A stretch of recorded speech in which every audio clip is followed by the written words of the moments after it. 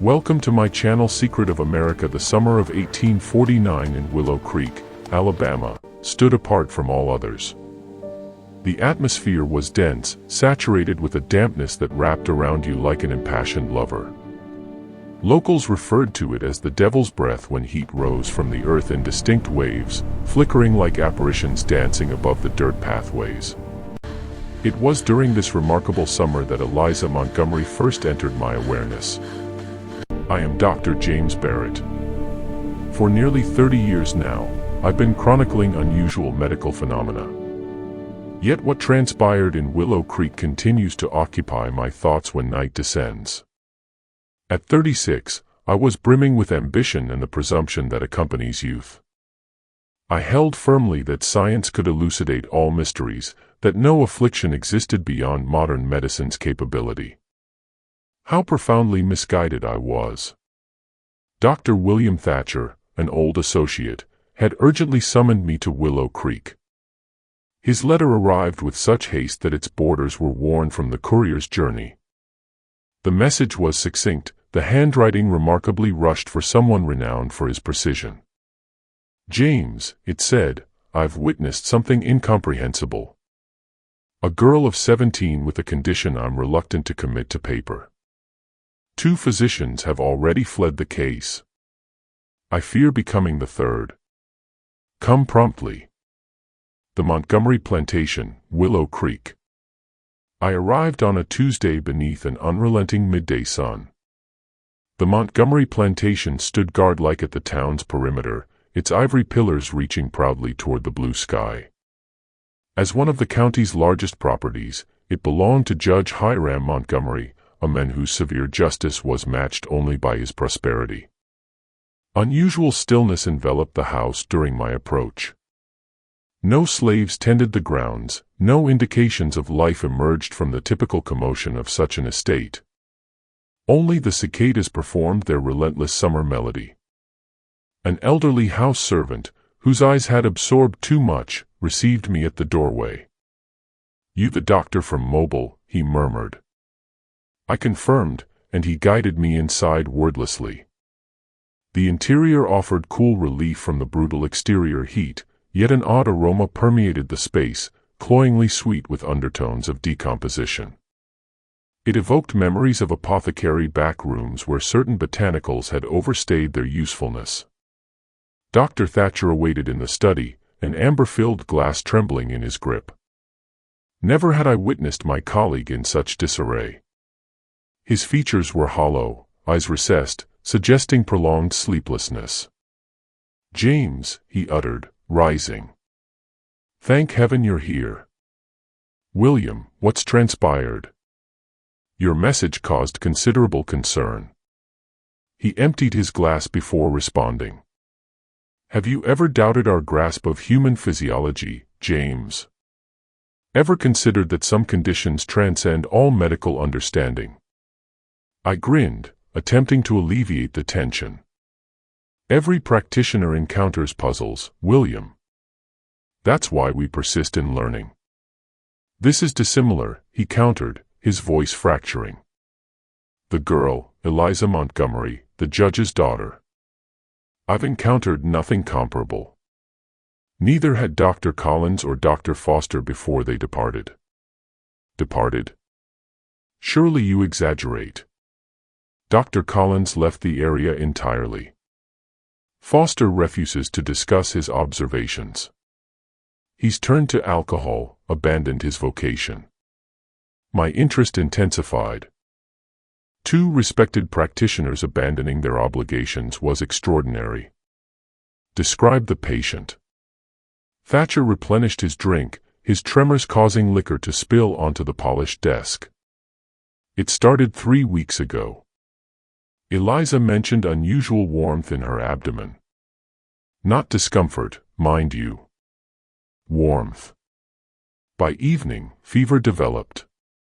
Judge Montgomery summoned Dr. Collins, who diagnosed routine inflammation and prescribed conventional treatments, bloodletting, mustard plasters." Thatcher paused, contemplating his glass. The following morning, Eliza's chambermaid discovered her sheets completely saturated, Not with perspiration, James, but with something else, something thick, as though portions of her were becoming liquid. I frowned.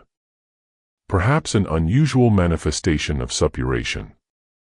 That's what Collins assumed.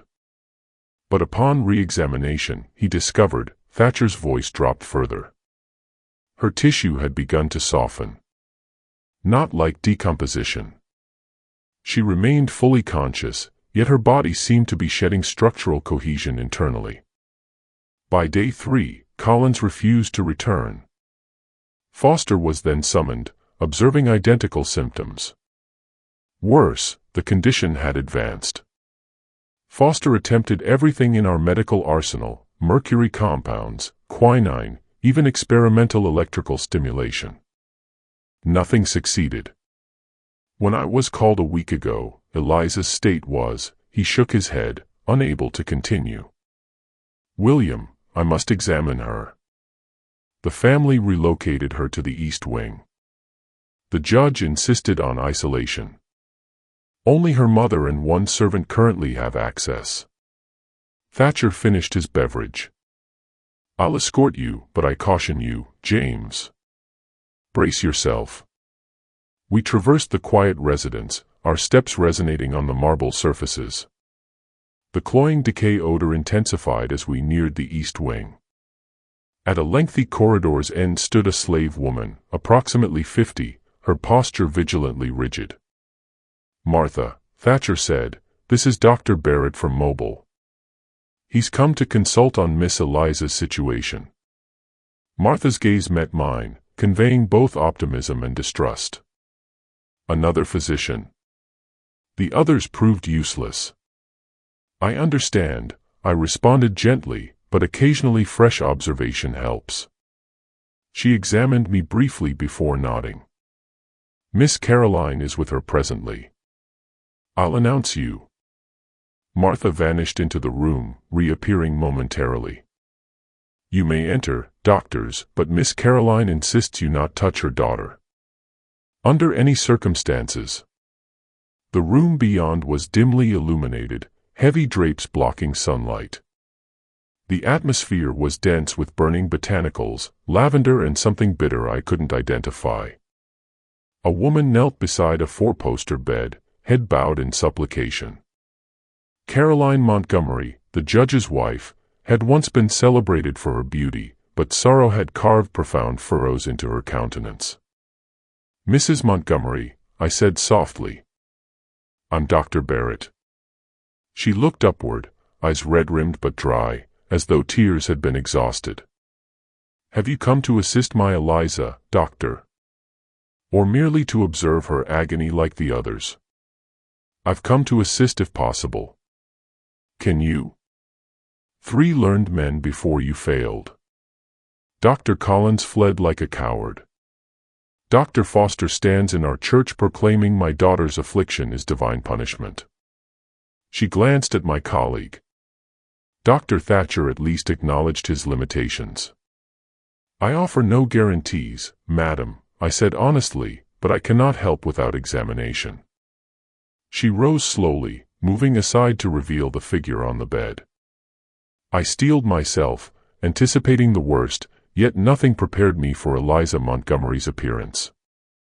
She lay atop the sheets, covered only by a thin cotton shift inadequately concealing her condition. Her once beautiful face remained relatively unchanged, pale but intact skin, closed eyes as though peacefully sleeping. But below her neck, her body had undergone an inexplicable transformation. Her limbs had lost all definition, appearing to sink into the mattress like wax near flame. The cotton shift settled into depressions where solid tissue should have been. Through the thin fabric, I could see portions of her torso had grown translucent, revealing shadowy suggestions of organs beneath, organs seemingly losing their boundaries gradually. May I? I gestured toward the bed. Mrs. Montgomery nodded but whispered, do not touch her.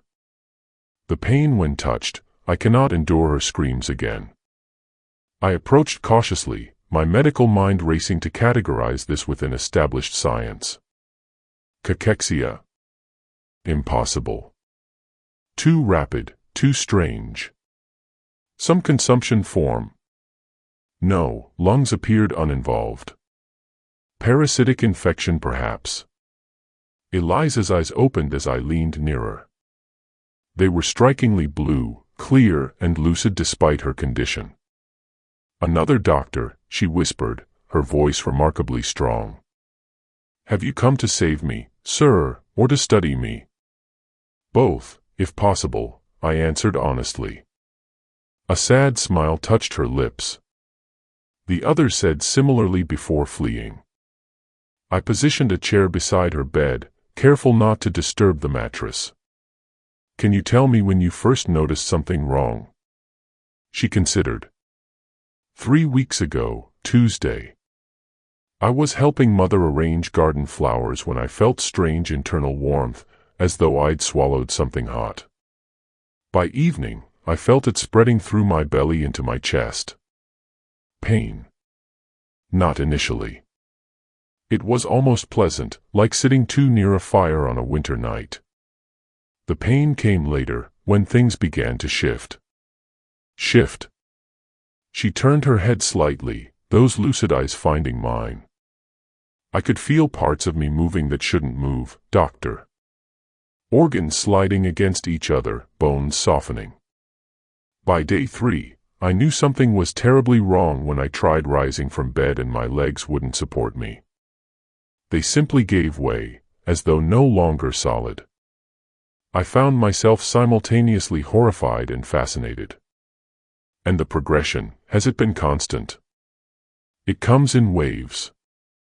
Hours of burning, melting sensation followed by brief relief periods. Each wave leaves me more. She glanced down at her body. Like this. I had countless questions, but her eyelids grew heavy. "Rest now," I said. "I'll speak with your mother and Dr. Thatcher." Her hand, still partially formed though fingers had begun fusing, reached toward me. "Don't leave yet. Everyone leaves." The raw fear in her voice stirred something within me. I'd witnessed many patients facing death, but none with such terrible clarity about their fate. "I'm not leaving Willow Creek until we understand what's happening to you, Eliza. You have my word." She seemed satisfied and closed her eyes. Within moments, her breathing had slowed into sleep's rhythm. I followed Mrs. Montgomery and Thatcher back into the corridor. "Has she been examined for parasites? Tropical diseases?" I asked once out of earshot. "Everything," Thatcher replied. Blood samples showed nothing unusual, though. He hesitated. "What?" "Her blood seems thinner than normal, with unusual viscosity. Under microscope, some cells appear to be dissolving, for lack of better term." "That's impossible," I said automatically.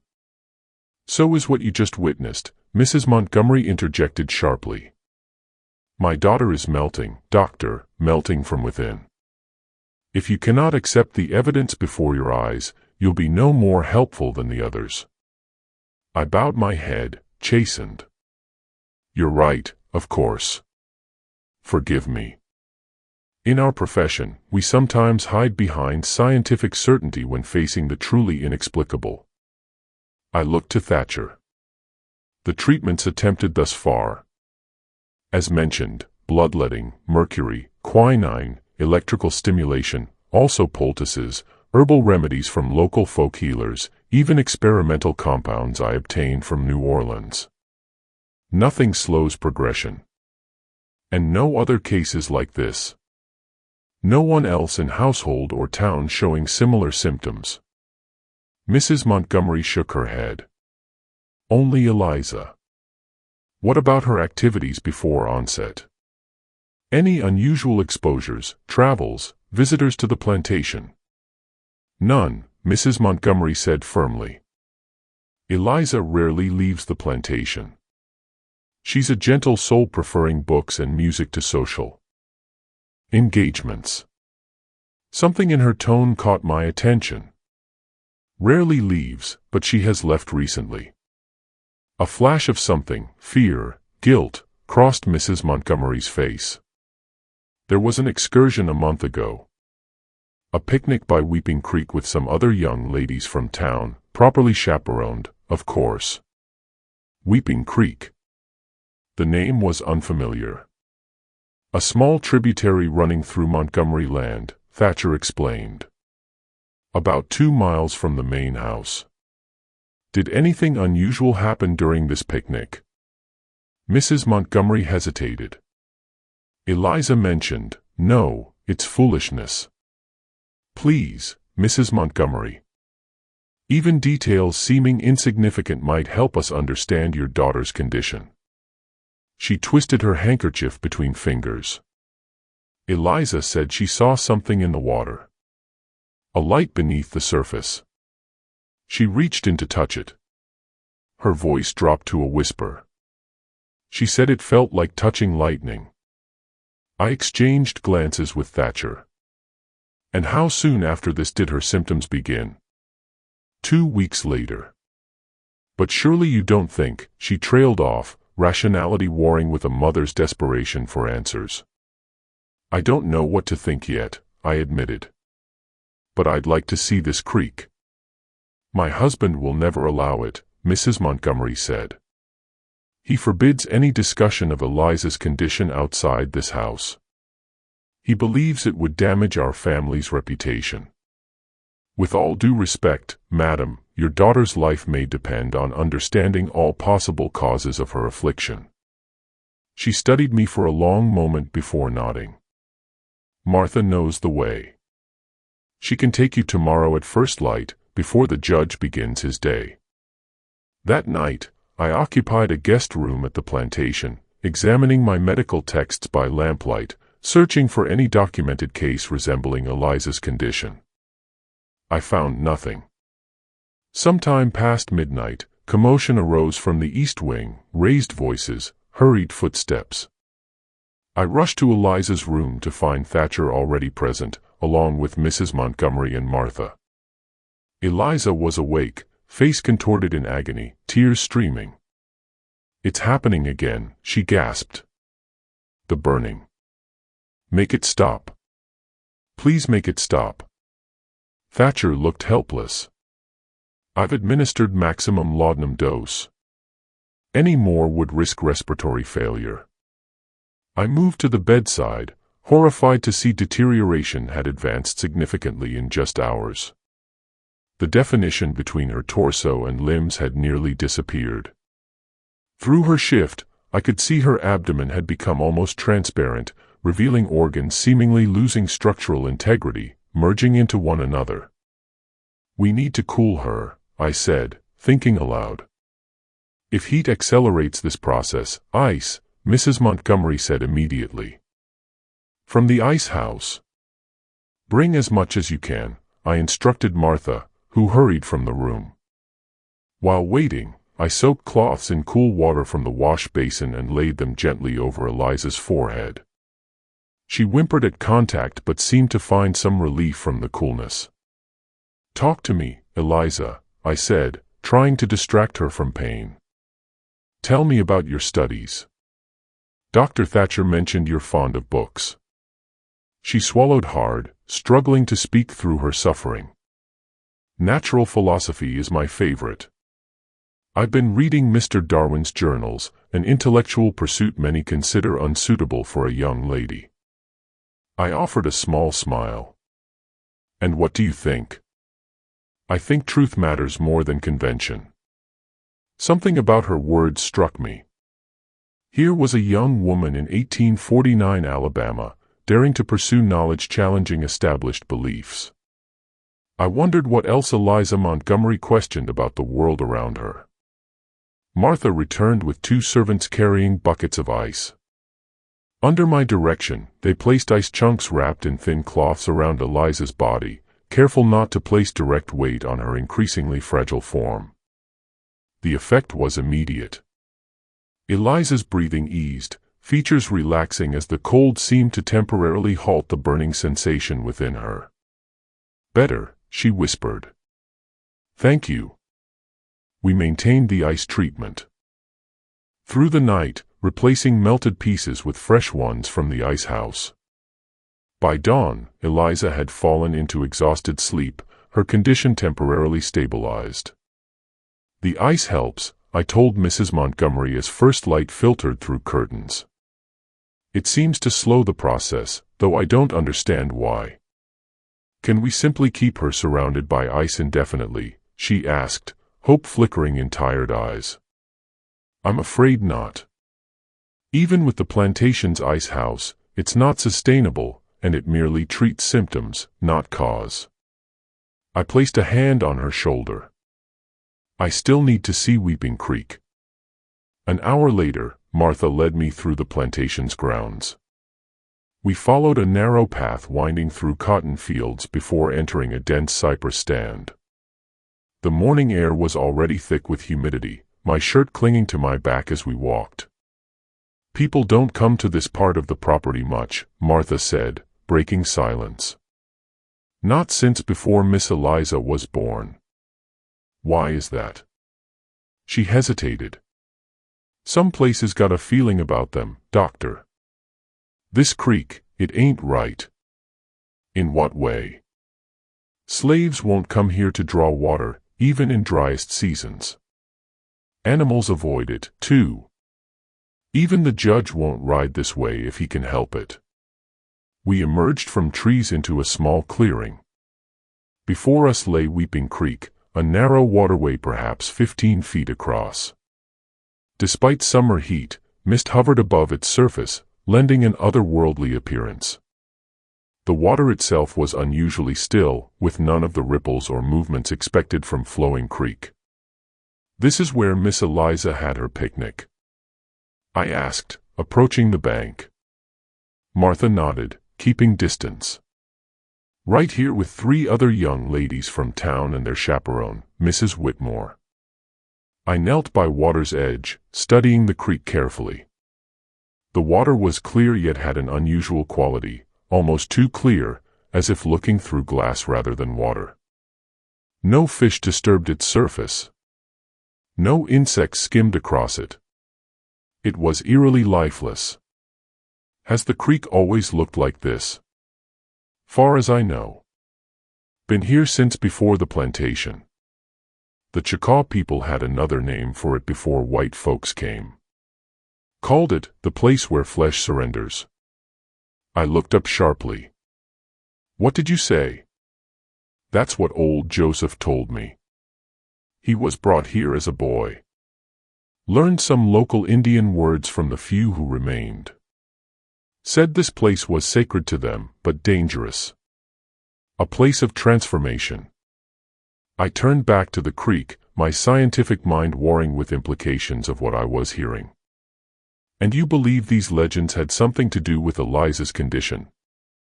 Martha's expression remained impassive. "I believe there are things in this world that white doctors' books don't explain, sir. Miss Eliza reached into these waters and touched something she shouldn't have. Now she's paying the price." I removed a small glass vial from my medical bag. "I'm going to take a water sample for analysis." "Be careful not to touch it directly," Martha warned. Using a stick, I submerged the vial and collected the sample, noting the water seemed slightly viscous, clinging to glass unusually. I sealed it carefully and placed it in my bag. "Did Eliza mention exactly where she saw this light underwater?" Martha pointed to a spot about 6 feet from bank. "There, where the water looks deepest." I stared at the indicated area but saw nothing unusual, just the same glassy stillness characterizing the entire creek. Yet, as I watched, I had the distinct impression the water in that spot was different somehow, denser perhaps, or refracting light in subtly altered way. "I need to get closer," I said, more to myself than Martha. "Doctor, please," I waved away her concern. "I'll be careful." Removing my boots and rolling up trousers, I waded into the creek. The water was shockingly cold despite summer heat, numbing my feet almost instantly. I moved cautiously toward the deeper section Martha had indicated. The creek bed was smooth, unnaturally so, as if worn down by centuries of strange erosion. As I approached the deeper section, I noticed faint luminescence beneath the surface. Not bright enough to be called light, but subtle glow emanating from the creek bed itself. I leaned closer, trying to identify the source. The glow pulsed gently, almost like a heartbeat. Fascinating. I reached toward it, my scientific curiosity overriding Martha's warning. "Dr. Barrett, don't touch it." Her cry broke my trance. I pulled back my hand just as my fingers were about to breach the water's surface directly above the glow. What was I thinking, after what happened to Eliza? I backed away carefully, returning to bank where Martha stood, face tight with fear. "I apologize," I said, shaken by my own recklessness. "You were right to stop me." "Some things call to us," she said quietly. "Make us forget ourselves." I put my boots back on, mind racing with possibilities. We should return to house. I need to examine this water sample and speak with Eliza again. As we walked back, I found myself questioning everything I thought I knew about medicine and natural world. Could there truly be phenomena existing beyond scientific understanding's boundaries? As a man of medicine, I'd always believed every mystery had rational explanation, but Weeping Creek and Eliza's impossible condition challenged those beliefs. Upon our return, I found the plantation in uproar. Judge Montgomery had arrived home unexpectedly and discovered my presence. He waited in the main hall, a tall imposing figure with steel-gray hair and cold eyes. "You must be Dr. Barrett," he said, voice clipped. "The physician my wife summoned without my knowledge or consent." I bowed slightly. "Judge Montgomery, I apologize for any impropriety, but Dr. Thatcher believed my expertise might benefit your daughter's case." "My daughter's case is a private family matter. I've already consulted 3 physicians who offered no help. I see Northwest reason to parade Eliza's suffering before yet another useless practitioner." Mrs. Montgomery appeared from a side room, face pale but determined. "Hiram, please. Dr. Barrett has already made progress. The ice treatment brought Eliza relief last night." "Temporary relief," he snapped. "And at what cost?" "The servants talk, Caroline. The entire county will soon know about our daughter's condition."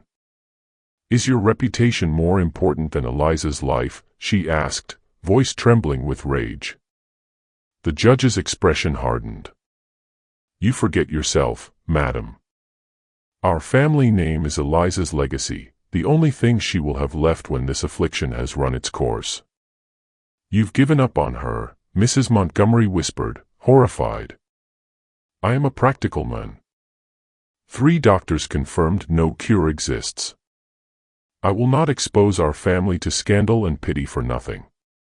I stepped forward. "Judge Montgomery, if I may, I believe there might be a connection between your daughter's condition and Weeping Creek." His head snapped toward me, eyes narrowing. "You've been to the creek? Who authorized this?" "I did," Mrs. Montgomery said defiantly. The judge's face flushed with anger. "The creek is off limits. It has always been off limits. I made that abundantly clear when we settled here. Yet you allowed Eliza to picnic there," I pointed out. "I was in Montgomery on business. Had I been home," he stopped, composing himself. "Dr. Barrett, I appreciate your concern, but your services are no longer required. I must ask you to leave my property immediately." "Hiram, no," Mrs. Montgomery protested. "It's all right," I said, raising a hand to calm her. "Judge Montgomery, before I go, may I at least share what I've observed and my recommendations for continuing Eliza's care?" He hesitated, then gave a curt nod. "You may speak with Dr. Thatcher. He can relay any pertinent information to the family." "Thank you." And the water sample you collected will remain here, he finished firmly. Whatever you believe you found in that creek stays on Montgomery land. I saw no point in arguing. As you wish. May I say goodbye to Eliza? No. She's resting now. It would only distress her. With no other choice, I surrendered the vial of creek water and gathered my belongings. Dr. Thatcher met me in the guest room as I packed my medical bag. I'm sorry, James, he said, genuine regret in his voice. The judge is set in his ways. What's his objection to the creek, William? He seemed almost frightened when I mentioned it. Thatcher sighed. There are stories about that land dating back to before the Montgomerys arrived, native legends, slave whispers. The judge considers such talk superstitious nonsense. Yet he's always forbidden anyone from going near Weeping Creek. Contradictory, I know. And what do you think?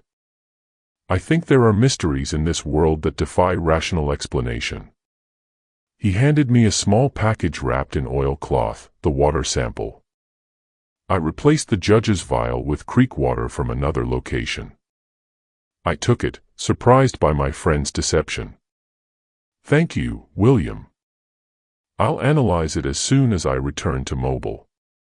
If I discover anything, I'll continue the ice treatments in your absence, he interrupted. It's the only thing that seems to help her. As I rode away from the Montgomery plantation, I couldn't shake the feeling I was abandoning Eliza to a fate worse than death. But I had no choice. With the judge's opposition, my hands were tied, at least for now. In Mobile, I immediately set to work examining the water sample from Weeping Creek. Under microscope, I observed something extraordinary. The water contained minuscule particles in constant motion, unlike any microorganism I'd ever seen. They moved with purpose, occasionally joining together to form larger structures before breaking apart again. More disturbing still, when I placed a water drop on a slide with rabbit blood, the particles immediately swarmed the blood cells surrounding them. Over an hour, I watched in astonishment as the blood cells began losing structural integrity, not dissolving exactly, but transforming into something resembling the particles themselves. It was as if the water contained some agent capable of rewriting living tissue's fundamental nature. I spent 3 days conducting experiments, documenting findings meticulously. The creek water reacted differently with different organic materials. Plant cells showed resistance while animal tissue succumbed quickly. Most intriguingly, when exposed to heat, the particles became more active, more aggressive in consuming cellular material. When chilled, they grew dormant. This explained why ice treatments had helped Eliza. The cold was slowing whatever process was occurring within her body. On the 4th day, I received an urgent letter from Dr. Thatcher. James, Eliza's condition deteriorates rapidly. The ice no longer provides relief. Judge Montgomery has relented and requests your immediate return. Bring whatever knowledge you have gained. There is little time left. I departed that same hour, traveling through night to reach Willow Creek by dawn. The Montgomery plantation looked different in pale morning light, somehow diminished, as if a shadow had fallen over it. Martha met me at the door, eyes red from weeping. She's still with us, doctor, but barely. She led me to Eliza's room, where the scene greeting me would haunt me for the rest of my days. The girl lay on the bed, but barely resembled human form anymore. Her body had lost almost all structure, appearing as little more than vaguely person-shaped mass beneath her shift. Only her face remained relatively intact, though features had begun sagging unnaturally. Mrs. Montgomery sat beside her, holding a hand more liquid than solid. Judge Montgomery stood by the window, his proud frame now stooped with grief and resignation. "You've returned," he said without turning. "Have you discovered anything that might save my daughter, doctor?" The defeat in his voice told me he expected no miracle. "I've learned more about her condition," I said carefully. "Though I cannot promise a cure, I believe I understand what's happening to her." Eliza's eyes fluttered open at sound of my voice. "Dr. Barrett," she whispered, voice bubbling strangely in her throat. "You came back." "I promised I would," I said, moving to her bedside. "Tell me," she said, "the truth. What's happening to me?" I looked to her parents. Judge Montgomery nodded almost imperceptibly. "The water in Weeping Creek contains something unusual," I began. "Microscopic particles unlike anything I've encountered in medical literature. When you touched the light beneath the surface, these particles entered your body. They're changing you, Eliza.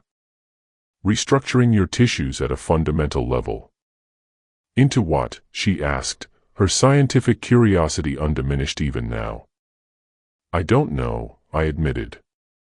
"But the process accelerates with heat and slows with cold. That's why the ice helped initially."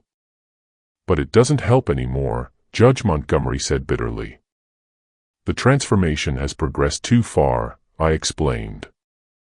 "The particles have reached critical mass within her system." Mrs. Montgomery let out a small sob.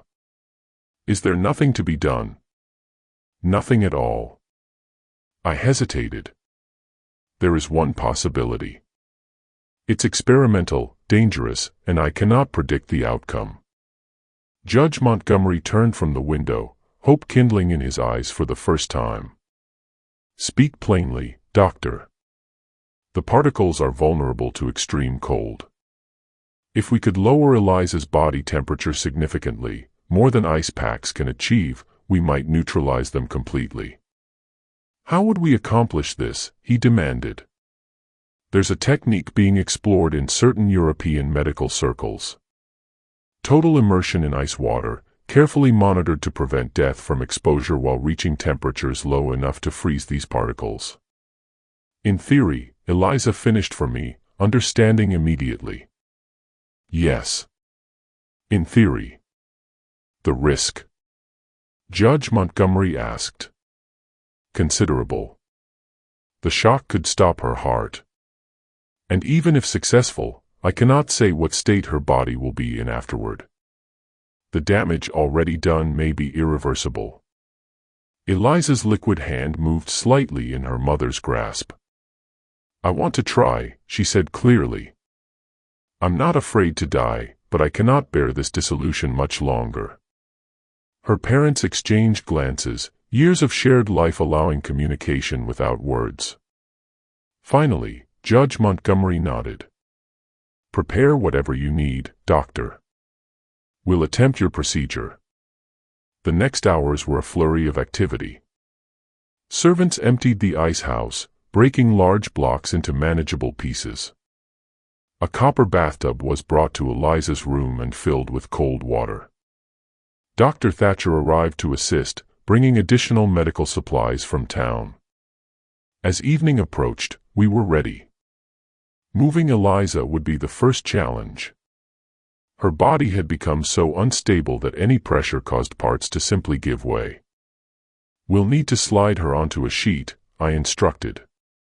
"Then use the sheet as a sling to transfer her to the tub." With agonizing care, Martha and Mrs. Montgomery positioned a sheet beside Eliza while Dr. Thatcher and I gently rolled her onto it. Even this minimal movement caused her to cry out as portions of her body shifted unnaturally. "I'm sorry, Miss Eliza," Martha whispered, tears streaming. Once Eliza was secured on the sheet, the four of us lifted her carefully and carried her to the waiting tub. The ice had already been added to the water, which now hovered just above freezing. "This will be extremely unpleasant," I warned Eliza. "The cold will feel like 1,000 knives at first.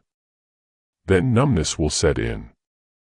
You may lose consciousness, that's to be expected. We'll monitor your heart and breathing throughout." She nodded, eyes clear despite her fear. "I'm ready." We lowered her into the ice bath, still wrapped in the sheet. The moment water touched her, Eliza screamed, a sound of such primal agony that Mrs. Montgomery collapsed into Judge Montgomery's arms, unable to watch. "Hold her head above water," I instructed Thatcher, who positioned himself at Tubbs' head, supporting Eliza's neck and shoulders. The transformation was immediate and astonishing.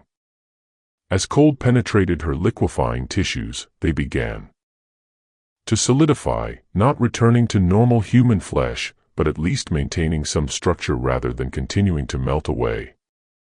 Eliza's screams subsided into whimpers, then silence as her body temperature plummeted. Her breathing became shallow, her pulse weakening beneath my fingers as I monitored her wrist. "She's too cold," Thatcher warned after 20 minutes. "Her heartbeat is dangerously slow." "A few minutes more," I insisted. "The particles must be completely dormant."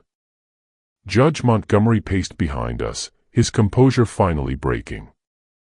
"If she dies this way, she's dying already," I reminded him gently. "This is her only chance." At the 30-minute mark, Eliza's skin had taken on a bluish tinge, her breathing almost imperceptible. I nodded to Thatcher. "Now." We lifted her from the ice bath, her body now rigid with cold, but still misshapen, like a wax figure partially melted then refrozen. We dried her carefully and wrapped her in blankets heated by the fire. For hours, we maintained a vigil, gradually increasing warmth around her while monitoring for any signs of renewed liquefaction. By midnight, her body temperature had risen to a safer level, her pulse stronger and more regular, and miraculously, her tissues remained stable. The particles, it seemed, had been neutralized by the extreme cold. As dawn broke, Eliza opened her eyes. "Am I still here?" she whispered. "You are," I confirmed, taking her hand, a hand that, while deformed, no longer threatened to dissolve at my touch. "And am I still melting?" "No. The process appears to have been halted." Relief flooded her features. "Thank you, Dr. Barrett." Over following weeks, Eliza's condition stabilized further. While her body would never return to original form, her limbs remained partially fused, her features slightly melted like a candle left in sun. The progressive liquefaction had been stopped completely. Judge Montgomery, true to his concern for family reputation, created a narrative for public consumption. Eliza had contracted a rare tropical disease during a visit to relatives in the Caribbean, leaving her partially paralyzed but in no danger of death. She would live out her days in relative seclusion on the plantation, cared for by devoted family. The truth of what happened at Weeping Creek remained known only to those few of us who had witnessed it firsthand. The creek itself was dammed and diverted by Judge's order, the area fenced off and forbidden to all. As for the nature of the particles in the water, I continued my research in secret for many years. I never again found anything like them, despite examining water samples from across the continent. Whatever had affected Eliza Montgomery appeared unique to that small, unassuming creek in Alabama. Sometimes I wonder if Martha was right, if there are things in this world defying scientific explanation, phenomena existing in spaces between what we know and what we fear. The girl who melted from inside taught me humility as a physician and as a man of science. Eliza lived for another 43 years, mostly confined to the east wing of the Montgomery plantation. Judge Montgomery never allowed her to be studied by other physicians, though rumors of her condition occasionally surfaced in medical circles. She became a voracious reader and correspondent, conducting extensive studies in natural philosophy and even publishing several papers under a male pseudonym. I visited her once a year until her death in 1892. During my final visit, she confided something that still haunts me. "The light beneath the water, Dr. Barrett," she whispered, voice weak with age. "It wasn't just light. It was aware. It knew me, wanted me." She gripped my hand with misshapen fingers. And sometimes in my dreams, I feel it still, waiting beneath the surface of the world, reaching for us all. Eliza Montgomery was buried in family plot under cover of darkness. Her gravestone bears only her name and dates, with no mention of her extraordinary affliction. The Montgomery plantation fell into disrepair after her death, eventually abandoned entirely. The land was reclaimed by nature, Weeping Creek breaking free of constraints to flow once more. I am an old man now, my practice long since passed to younger hands. But I still keep my notes on Eliza's case, along with a small vial of water from Weeping Creek, water that even after all these decades still contains those mysterious moving particles. Sometimes at night, I hold it up to lamplight and watch them dance behind glass, remembering the girl who melted from inside and wondering what other mysteries lie waiting in dark corners of our world. As for the 3 doctors who refused to touch her, Collins, Foster, and eventually Thatcher, I cannot judge them harshly. Some phenomena push against the very boundaries of what human mind can comprehend. We like to believe science can explain everything, that there are no mysteries beyond our understanding. Eliza Montgomery taught me otherwise, and sometimes on sleepless nights, I find myself wondering, did I truly save her? Or did I merely interrupt a transformation that we in our limited understanding could not comprehend? Perhaps Eliza wasn't melting at all, but becoming something else entirely, something beyond our narrow definition of human. These are questions for which I have no answers, only the humbling knowledge that our world contains wonders and horrors yet unnamed by science. And perhaps it is better that way.